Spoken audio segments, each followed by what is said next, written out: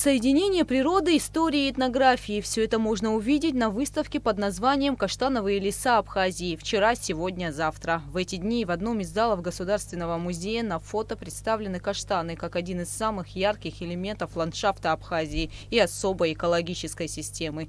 Подписи к снимкам рассказывают о том, что каштановые деревья в Абхазии являются аборигенами и произрастали еще в доледниковое время. Далее экспозиция рассказывает, как каштан выживал после этого периода. Следующая часть выставки посвящена этнографии и подделкам из каштанового дерева. Древесина каштана издревле использовалась в Абхазии. Из каштана строили дома. Эти дома были самые теплые, самые удобные, самые красивые.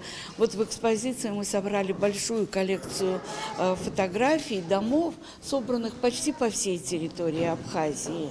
Дома очень красивые, украшались каждым хозяином с любовью. Видно, что за ними ухаживают и по сей день, даже если не живут в этих домах. В экспозиции интересные снимки, на которых изображено использование каштанов при различных ритуалах. Например, представители рода Лейба до сих пор используют каштановые листья и плоды для выпечки ритуального хлеба. Это запечатлено на фото. Здесь есть как современные фотографии, так и снимки, которым более 100 лет. В другой части экспозиции рассказ о зарубежном опыте сохранения каштановых деревьев. В настоящее время каштановые леса в Абхазии болеют. Появилось немало вредителей. Поэтому главная цель выставки – обратить внимание общественности на проблему, которая возникла в результате неразумной хозяйственной деятельности человека. Люди вырубали лес нещадно, и все это вызывало распространение болезни. В последние годы к нам попала каштановая орехотворка, еще один вредитель, который наносит очень серьезный ущерб каштановым насаждениям. Ситуация действительно серьезная.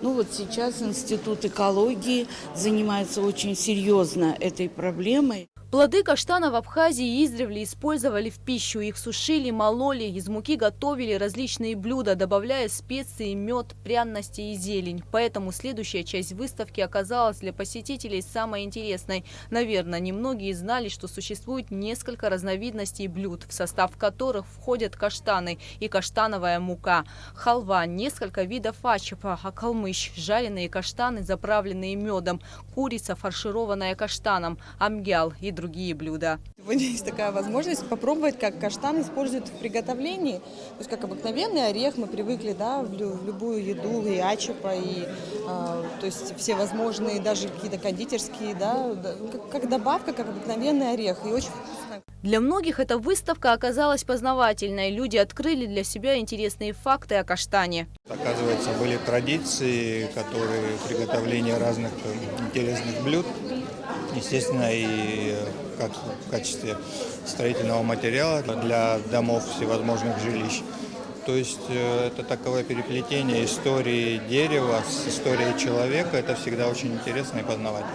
Выставка в Абхазском государственном музее продлится до 26 марта. Посетить ее может любой желающий с 10 утра до 17:00. Экспозиция организована Абхазским государственным музеем при поддержке Международной продовольственной и сельскохозяйственной организации ФАО. Гугу Савардани, Ильдар Дамиров, Абхазское телевидение.